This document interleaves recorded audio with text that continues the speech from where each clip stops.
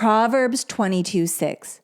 Train up a child the way he should go, and when he is old, he will not depart from it. So guys, including your children in business now is a long-term investment in their character and success for the rest of their lives. The earlier you install responsibility, the more likely they are to carry these values throughout their lives. Nothing is better than that.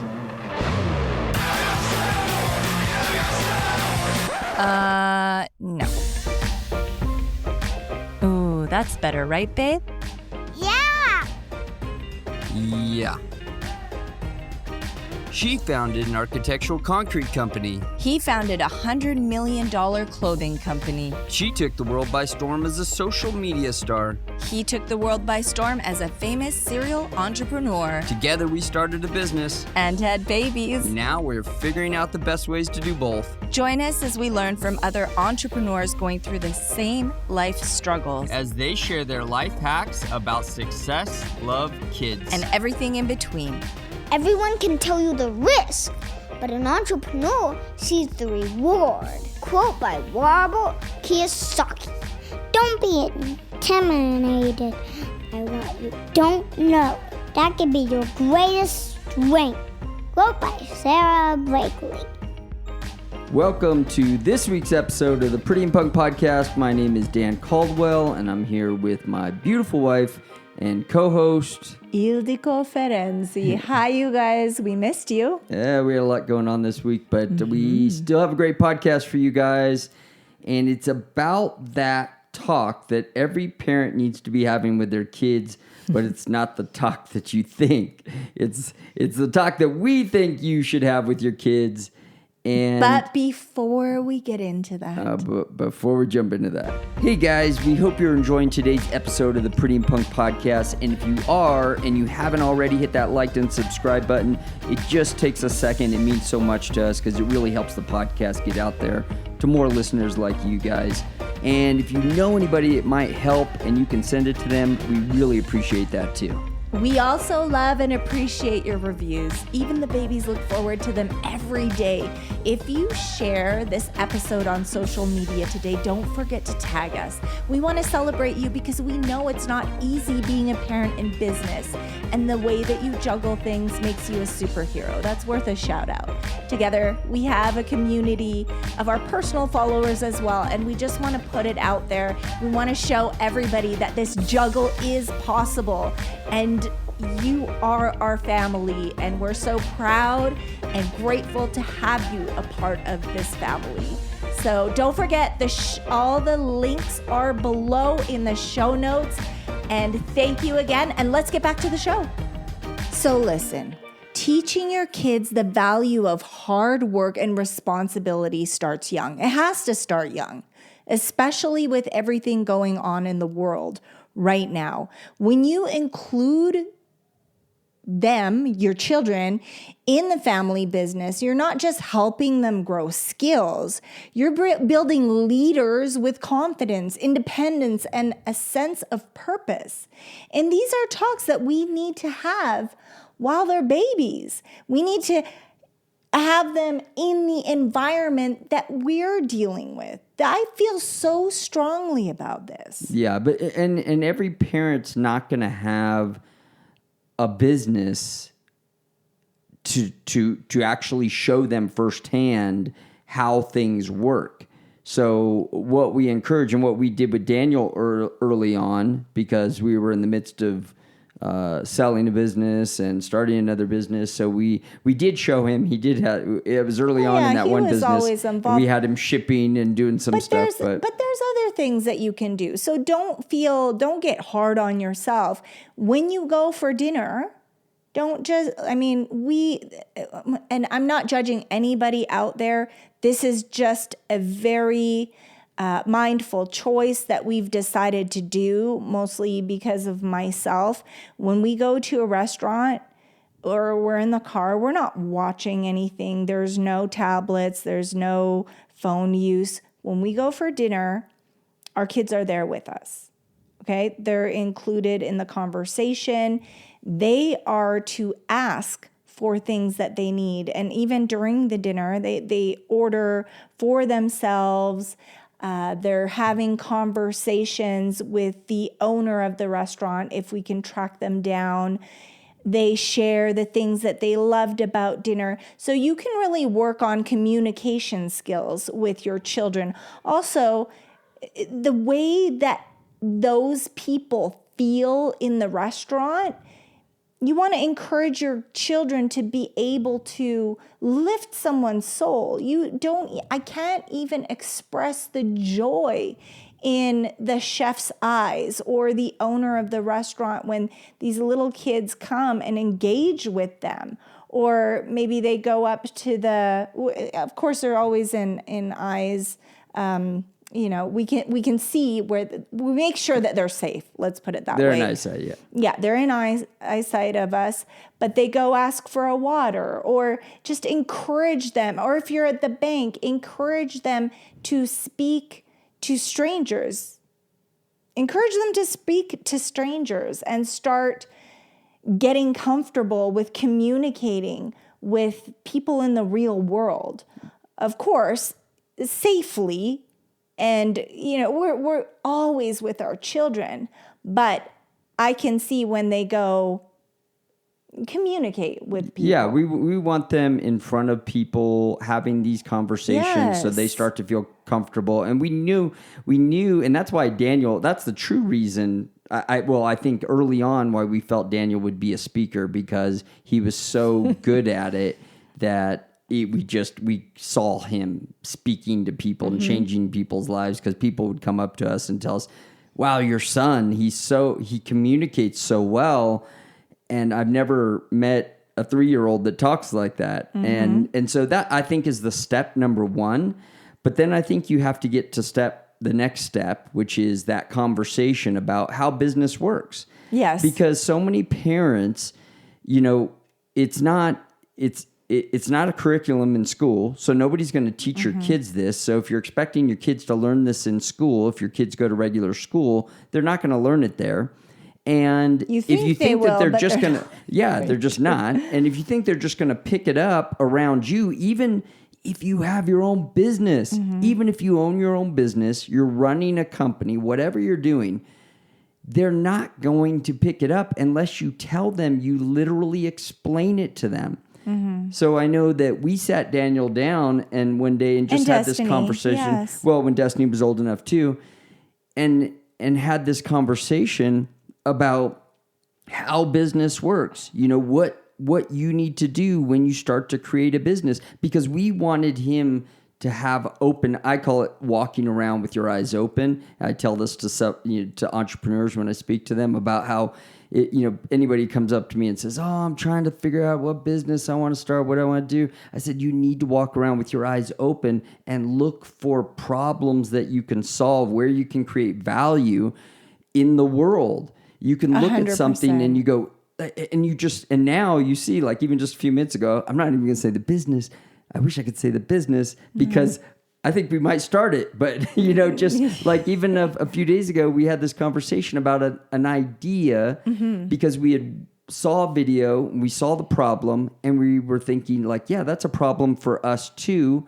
And I know the solve. I know how to fix it. It's this product would fix that problem. And you just start them thinking differently at a young age, always how to bring value and what you can do differently. Yeah, how can you look at something and when they see a problem, ask them in a question, how could you fix that problem? What could you create to fix that problem? And it's not necessarily a business you have to jump on, but you want their minds thinking in a certain way at a young age, so it's not a shock when they're older, and they need to be responsible. They need to have responsibility at a young age in being included in a variety of different things.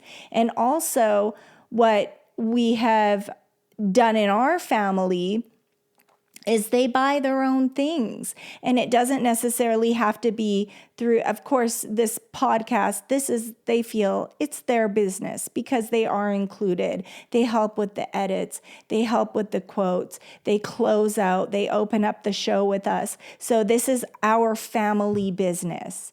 Daniel has his speaking career. That's his separate business. And Destiny's getting there too. But also, there's little things that you guys can do.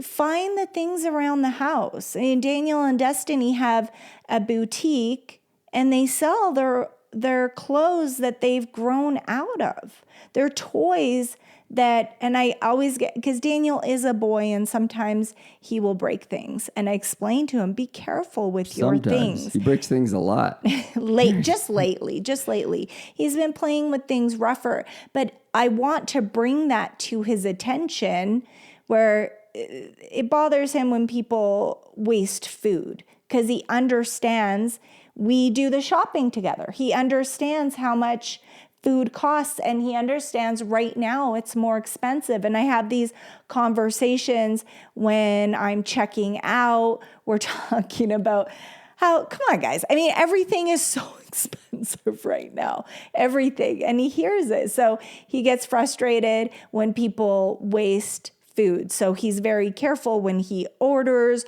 or when we cook things. He wants to just really portion things, all. Right? He told me tonight he couldn't finish his hamburger. He had a bite left. Right. He goes, so you Dad, have to eat it this? so we don't waste it, I which don't is wanna so waste it. sweet. And it's just such a nice thought because I've seen kids that order and they just leave it there. They have no concept of money. Their parents work so hard, but they haven't been having these talks. And I could see how it's a little bit of a heartbreak because that stuff was expensive. It doesn't matter how much money you're making. Let's be honest. It is expensive. It is an investment. It is a lot of stuff that you're, putting out to feed your family. So anyway, I want him to be more careful with the toys. And I remind him, hey, you do sell these things. Be careful because once you break it, the value is gone. It's gone. It's trash. And the sad part is that nobody will be able to play with it after because he does understand the good deed. We're not selling these things it goes to people that are not able to buy something brand new. Yeah, and he understands we're that. selling it for nothing. For nothing, really. But we it's want them to go through experience the for process. the children. And I do want them to be able to purchase new things from that. Yeah. That's important. And it's a great business for any of your kids. And everybody With has eBay stuff out there in their and garage. 5 Mile. In the storage. I'm encouraging Dan. I go, you got all these storage. Go through this stuff. I'm Let saving the kids. that stuff. I'm selling don't mess all with my me. stuff. I'm saving that stuff. And the kids are going through it. And it is so helpful that they are, do you need this? Well, what do you think? Do we need that? No, we don't really need this. And I love that idea. I don't ever want them to become pack rats and not be able to just get up and move. What are you trying to say? Yeah, you're a little bit of a hoarder. I'm not a pack rat. It's saving okay. It's in important storage. stuff. It's okay. It's in the storage. Okay. One day you'll be able to part with it. But what I'm saying is I would never want them to feel like they can't go anywhere because they have this abundance of stuff in their home and they feel like it would be, there's just so much stuff to move. We're I want teaching them the to be able skills to be able to sell things and learn how, what problem are you solving there when you have a storage full of stuff that can be sold that has value. Mm-hmm. And what would you pull out yesterday? Gary V talks about it too. A lot of people. It's like there's great stuff in there and it can be sold and it can be transferred for money and they understand 100%. That and they see the value in that. Yes. And so, what problem are they solving there? They're clearing out our storage for us and it's what right. And also their own people. Toys and they're more careful with their toys because they understand, hey, just because I'm done with it this is going to be good for someone else, and they're going to love it. And they get it. They learn that what problem are you solving for other people? Well, you're putting out there, a great near toy new that's product or toy that's Yes. affordable at a better price. Exactly. And these kids are happy, and you're making other people happy, and they learn the value of creating money and how you create money. And we teach them that, there's sometimes we'll ask them, or not so much, maybe Destiny here, Daniel knows, but we'll ask them, what's the difference in these two types of businesses, or what is this, a product-based business or a service-based business? Right. Yeah. And we want them to, to understand what are the differences and how they work. And so that they understand how to create those types of businesses if they wanted to. Right. And just introducing them to different businesses, because I feel you want to be able to try different things. You don't want to just have this. I think it would be so overwhelming to go through life and just not understand your different options. Because, they're going to fail. They're going to fail. They're going to create a business that fails. I would say lessons. They're going to. Well, that's what I mean. Then they're going to get They're going to learn lessons from that.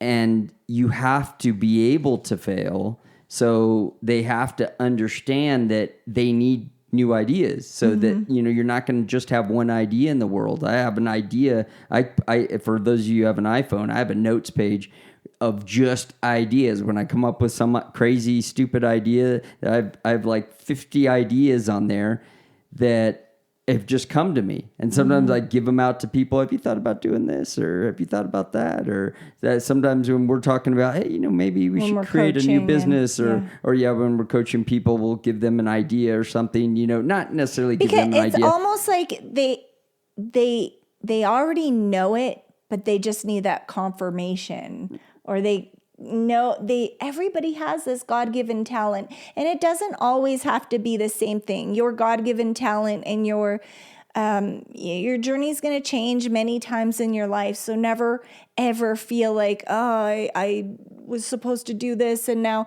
no, it's going to change. It's going to change in so many ways. And now I feel it's changed so many ways for us, so many times. And now this is where I feel we're supposed to be, to increase other people's lives around us, just by sitting here and sharing our life and encouraging people that they can increase lives by just sitting there, creating an online business, or even coaching with the things that they've gone through in their lives, rather than look at it like, wow is me, or woe is me, I'm a victim. No, you're a victor. And now you have the roadmap, just like we have the roadmap, the manual to help other people and pick them up off the ground, because they don't know what to do right now. Yeah. And I mean, teaching, it's hard to sometimes explain that type of stuff to kids, but they learn. I think they understand. They understand when we talk about it and they ask questions. And I think it's just really more about having those conversations in front of your kids. Yeah. So that they start to get it. They start to put all these pieces together. Because, the first time we had that conversation with Daniel, I think it was he was pretty young. And I don't think he quite got the whole idea at the very beginning, but he understood selling. He understood service-based businesses. I feel like if you can tell a great story that explains what you're, trying to teach them, there you go. They love stories. Children love stories. They're very visual, and if you can do that through storytelling, they can grasp any concept, and really at a young age. Yeah, I remember telling Daniel, because I thought it was a good story for him, is when I didn't tell him exactly like this, but I'll tell it like this to you guys. But when I was about 19 years old, I was a bouncer for an underage nightclub. And there would be all these kids in there back when raves were big, and everybody's dancing, and they got crazy hair, and they're wearing all these crazy clothes. And we didn't talk about raves with him, but well, no, I didn't tell him like this, but I just tell him I was working at this place, and it was really hot in there because they didn't have an air conditioner, and so me and my partner, who both turned out to be police officers later, we asked the guy who owned the club if we could start a shaved ice business in there because we knew just with all the colors and all these kids are wearing all these crazy colors and their hairs are different colors. I thought it would be great to put this snow cone business in there, and because it would cool everybody down and we could sell these snow cones. So the guy let us open up a snow cone business in there. Basically, we had to pay him. He said that he was going to lose out on the sale of a Coke every time we sold a snow cone. So we just had to pay him the price of a Coke, which was like $1.50 or $2, and pay him that every time we sold the snow cone. So we sold the snow cone for like $5. We had to pay him whatever. The cost of the snow cone was hardly anything. And I was telling Daniel this story, but what happened? He's so but that's funny when we're because creating he's like, value. We don't drink pop, and we don't have the dyes. But I'm Daniel. That's but this not, is back in the day when Daddy didn't know any better. I'm telling him that's not the purpose of the story. So I'm trying to keep him focused on what we're talking about. Sharp. And so what we're talking about is funny. value here, and where you needed to create, fix a problem. And there was a problem here because it was hot and people were hot and they needed to stay cool. And this was a great idea, or we thought it was anyways, until the manager, the owner, decided to get the best air conditioner on the market, the biggest air conditioner on the market. And it literally froze the place out. And our sales went to less than half of what we were selling before.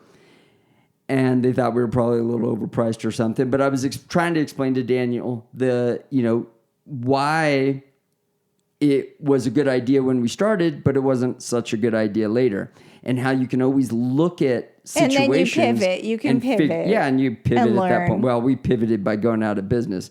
But it was, it was just a minute of our lives. But we thought it was a great idea at the time. And we solved that problem at that moment. But then after 6 months, we became obsolete because they didn't need us anymore. Yeah. But those are the things you have to look for when you're starting a business, and we want him to see those in opportunities. We want him to see those opportunities in things that other people don't see, because that's the key. When you see an opportunity when other people don't see it, that's the key. True. That's how Elon Musk saw the opportunity of SpaceX when he decided that we needed to get satellites into space, and the cost that NASA was the cost of sending NASA-built rockets into space that couldn't be reused was driving the price way too high for anybody to send up these satellites. Where he believed that if we privatized that and we created rockets that could be reused, that we could bring that cost down like 1/10 the cost, significantly. So that's what he did. And Elon Musk was smart enough to see those values in things. And we want our kids to see value and where you can create value in different, opportunities, right, in different situations. Right. And I love that. And I love the fact that you too can share your stories. If you have any entrepreneurial stories of way back in the day, I love telling my kids that, of course, I worked in my mom's shops all my life. And I started the business at 13. It was my own business. I did everything. I bought the stock. I did the inventory. I did the books. I had all that responsibility. And that was something that she taught me at a young age. But I do remember being around seven. I think I was about 7 years old. And there would be a festival and it would shut down the streets where our shop was. And I was walking around. I was in the beauty pageant. And then I would see people selling stuff. And I was like, how exciting. I want to sell some stuff. So my mom's friend was painting strawberries on little mailboxes and vases. And everybody was selling something. It was a little fair. And then I saw face painters and I saw a ton of kids. And I was like, oh, I can do face painting, but I didn't really know what I could paint on them, but it was a strawberry festival. So I asked Irene, my mom's friend, to teach me how to paint a strawberry. And I started very quickly, within the hour. She gave me a little table in front of the store, and I put up my own sign, $8 for 1 strawberry or 2 for $5. That was the price. And sorry. It was $8 for 1 strawberry or 2 for 10. And I knew everybody would get the 10. So the $10. So I just blew it out of the park because honestly, listen, guys, nobody says no to a child. And I just learned from the local artist how to paint the perfect strawberry. I have to find it because my picture was even in the newspaper. It was for the beauty pageant, but I painted the strawberries on my cheeks, and I was painting the strawberries for the kids. And the local newspaper came, and I was on the front page of the paper. And we still have that picture. I'm just saying, like, just share your stories with your kids. And I made $500, and it was just a fair. It didn't last. It was just for the weekend. But every year I looked forward to that, and it sparked something else within me. So yes, I was working in the store. Then I had my own business, but it just sparked this creativity. I don't think I would have been able to figure this out on my own. And my mom, I think now being a mom, she was very, like, she didn't say no, but I could see her looking at me in a way, and I now recognize that look when I look at my own kids. So really just encourage them to be creative. They're going to come up with businesses, and don't shut it down. Just let them do it. Let them try it. If it doesn't do anything, it's okay. It's an opportunity to have a lesson, for them to learn. I mean, yes. we saw what was that little kid talking about? Oh, he took their trash cans out for on the block. So everybody has to have their trash cans out on a Monday or Tuesday or Wednesday. He would bring out their trash cans for them on the day. So he would get up real early, come out, or at night, whenever he did it. And he would come take their trash cans out every week. So they didn't have to go out there and do it. And then he'd bring them back up at the end of the day. And so that was his business. And I don't know what he charged for it, $5-10 or whatever he charged a week. And he would take trash cans out and bring them back up. And then people didn't have to worry about bringing their trash cans out or forget. Have you ever forgot when your trash cans have to go out, you go running out there? It's like, so they didn't have to do that. So what a great little business. Or selling stuff. I was just encouraging my nephews to start their own eBay business where they go around and talk to their neighbors and say, hey, I'll sell whatever you have of value on eBay for you, and I'll collect the money and we'll split the profits or split the money. And I'll take half the money and you'll take half the money. And it's a great business because people sometimes, these things they want to throw away anyways. But the fact that you could sell them on eBay and get a decent dollar for it and then split the money with you, and all you have to do is basically handle the eBay account. I mean, what a great little business for young adults, for 10-year-olds, 12-year-olds, even younger. With technology, it makes it so easy to do that stuff.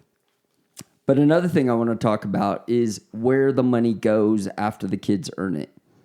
How I think it's important to let them realize that it's not just about making the money, it's about that they need to start paying for some of the things that they want, that they want in life. If they want a certain toy or a certain thing, that sometimes that they can cover those costs. And so we just encourage you to create some sort of, and teach is their own. Every parent's going to have their own way of doing things, whether they want to, pay them for extra activities. Like we give our kids a few dollars for reading books and yeah. other And they things. also, with the selling of the old clothes, they're able to buy new clothes. The selling of the old toys, they're able to buy new toys. So I think it's just a beautiful thing, and it saves me money, saves us money. And those are things that you can incorporate. And the older they get, they can help pay for food. They can help pay for more expenses and more responsibility because, I mean, you don't want to be paying for everything. And then all of a sudden, they don't even understand how to deal with it when they're out of the house, if they're ever even going to want to pay, they need to learn the value of things. And so Absolutely. that, because it's so often today, they don't see how hard it is to create money, and it's dangerous and we're to just just using give credit them, cards. So yeah, it's we're just sliding a card. dangerous to, they never see us yeah, exchange money. And it's so scary as parents. We don't want to raise entitled kids at all. No, we want them to be able to be self-sufficient and be able to do things for themselves. When I was 14, my mom signed for a credit card, but I understood the responsibility behind it. And I understood how hard she worked. And she said, without credit, you are nothing in this world. So we need to start you young. I bought my own car. And then later, when things were a little better for me, I was able to purchase my own vehicle, a brand new sports car. But she signed for me, but she understood if you miss a payment, that's going to ruin my credit. But I trust you. And I know that you would not do that because I'm signing for you because I want you to have the freedom and I want you to understand the responsibility. And I paid off that car by myself. All my mortgages, all that stuff that she taught me at a young age. I mean, they don't teach that stuff in school. And I feel like some kids won't even understand what could potentially happen if you don't take care of those things. And once you lose that trust from the bank or wherever you're getting your lease or your mortgage from, it's over, it's done. So they need to understand the weight of that responsibility at a young age. Do not even if you fall into money and you want to give them everything that you've never had, that is so dangerous. Damaging. It is so dangerous. You have to be so careful. And I know that we all as parents want to do that, but if you raise entitled kids, it's so dangerous for them. And if you don't teach them how to create a great life for themselves. Yes, you can leave them money, but that is going to also be damaging because they're going to spend it all. They don't understand. It's going to be gone. So don't leave any money for the kids. Give them the understanding of how to build a business, how to build the credit, and how to do the things that they need to do, because then they will be 100% okay in life. I think it's Bruce Lee's quote, and I hope I don't butcher this, but don't give them the things that you didn't have. Teach them the things you didn't know. Yes. And I love yes. that quote. It's been a while Yes. since I heard it. I'm surprised I remembered it. But Yes. it's that is exactly what we want to do with our kids, because it's so easy. Everything in us wants to, when you finally make money, to be able to give your kids all the things that they didn't have. And they are going to have things that we didn't have, because they're we can growing show up them in a how different to environment. do, yeah. And it's so easy nowadays to make money. But if you just give them a pile of money, they're going to get surrounded with the wrong people. They could potentially become addicts, or they would get hooked up with the wrong person. People are waiting for people to die just so money. It's ridiculous. No, go build your own stuff. You have the brains, you have the health, you have the physical ability. Go build some stuff for yourself. And I remember that's exactly what my mom did. And that's what all the people that we surround ourselves with that are empowering their children with. Yeah, we did a podcast in the past that we're taking it all with us or something. What was the name of that podcast? We're not leaving nothing for our kids. And not that they're the knowledge. We're going to give them all there. the tools that they need to. They're going to figure it out. And while we're here, they're going to learn. And of course, we're not going to have let them live on the streets. What if you have the tools? You will never live on the streets. And just like everybody that's made it and they've learned the hard lessons, they can do it again and again and again and again. They just need to know that we're not going to carry them. No, absolutely not. They have to figure it out. Yeah. We're going to make them do the hard work. They're gonna have to read their way through it and learn their way through it. I don't even like to say hard work, because hard work, if you understand it, it is such a joy. It is such a joy to be of service to other people and solve problems and do. Oh, I get that, but they need to be prepared for hard work. Like, it's not easy. It doesn't come easy. It is rewarding. It's rewarding. That's what makes you want to do it. And you are proud of yourself. I'm proud of my children, but I know that there is this,